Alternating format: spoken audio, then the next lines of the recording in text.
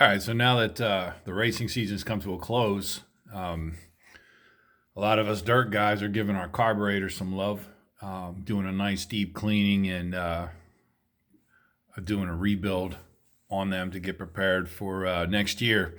And I'm by no means an expert at working on carburetor stuff, but I have kind of become self-sufficient enough to do a good deep cleaning of the carburetor and put a rebuild kit in it so it's and do all the baseline adjustments so it's ready to go for spring.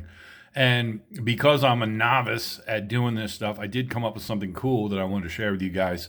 So after you do your disassembly, I came up with this little jet organizing piece here, so that I didn't mistakenly put a bleed a bleed jet in the wrong position.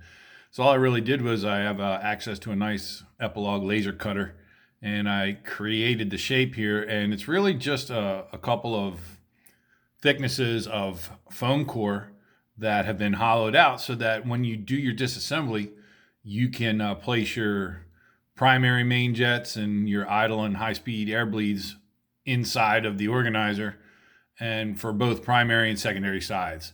And what's nice is once you get done doing your disassembly and you've got all those jets taken out, you could just take this and kind of set it to the side and be pretty confident that you're not going to lose them or get them out of order for when you go and after you get finished cleaning everything up and you put your rebuild kit in, you get all your adjustments and stuff, and you have all your jets organized.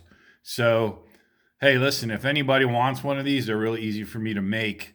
I can whip them out pretty quick, and I'll throw my PayPal email address in the description under the video.